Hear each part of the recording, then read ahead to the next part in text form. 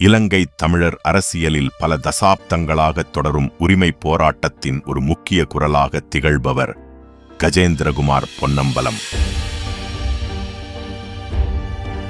ஈழத்தமிழர் அரசியலில் முக்கிய இடம் பிடித்த பொன்னம்பலம் குடும்பத்தின் அரசியல் மரபில் இருந்து அவர் உருவாகியுள்ளார்.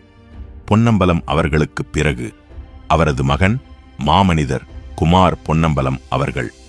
இவர்கள் இருவரும் ஈழத்தமிழர்கள் அரசியலில் வகித்த பங்கு அளப்பரியது.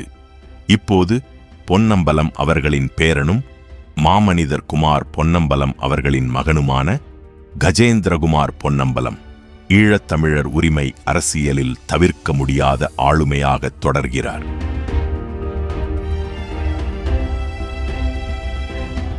சட்டம், அரசியல் மற்றும் மக்களின் உரிமைகள் தொடர்பான விவாதங்களில் தொடர்ந்து ஈடுபட்டு வந்தவர். நாடாளுமன்றத்தில் தமிழ் மக்களின் அரசியல் உரிமைகள், அதிகாரப் பகிர்வு மற்றும் ஜனநாயக கேள்விகளை தொடர்ந்து முன்வைத்து வருகிறார்.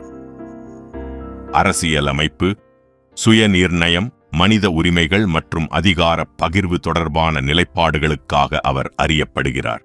அரசியல் மேடைகளில் மட்டுமல்லாமல் மக்களுடன் நேரடியாக சந்தித்து அவர்களது பிரச்சனைகளையும் கேட்டு வருகிறார்.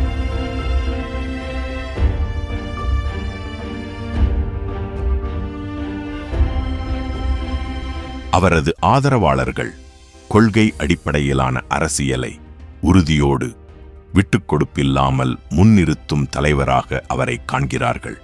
கஜேந்திரகுமார் பொன்னம்பலத்தின் உறுதியான கொள்கை வழி அரசியலை எதிர்கொள்ள முடியாதவர்கள் அவர் மீது சோடிக்கப்பட்ட அவதூறுகளை பரப்புவதையும் அதே நேரம் அவரை இழிவுபடுத்துவது போல வார்த்தை பிரயோகங்களை பாவிப்பதையும் தங்களின் எதிர்ப்பு ஆயுதங்களாக பயன்படுத்த முனைந்துள்ளதை காண முடிகிறது.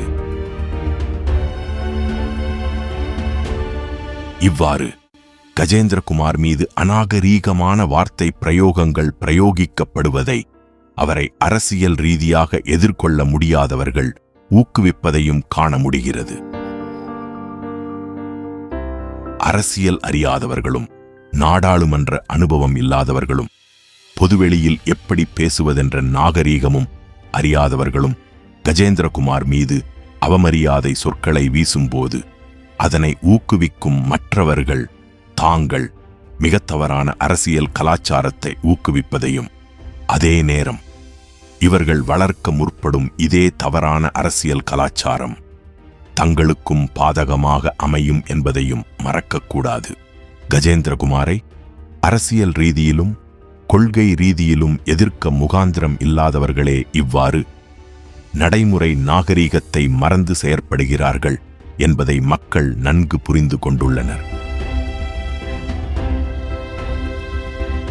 ஆனால் கஜேந்திரகுமாரோ இவற்றையெல்லாம் பொருட்படுத்துவது போல தெரியவில்லை.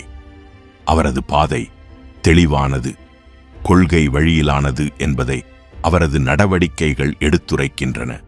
ஒரு அரசியல் தலைவரை மதிப்பிடும்போது அவரது பேச்சுகளை மட்டுமல்ல, கொள்கை அறிவு, சட்டமன்ற பணி, நேர்மை மற்றும் பொதுநலப் பங்களிப்புகளையும் கவனிக்க வேண்டும்.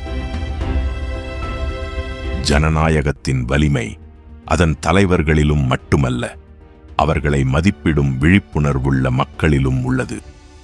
எனவே ஈழத்தமிழ் மக்கள் கஜேந்திரகுமார் பொன்னம்பலம் போன்ற ஆளுமையான தலைமைகளின் தேவையின் அவசியத்தை சரியாக புரிந்து கொள்ள வேண்டும்.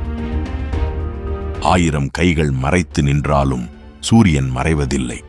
ஏனென்றால் சூரியன் எப்போதும் சூரியனாக ஒளி வீசிக்கொண்டே இருப்பான்.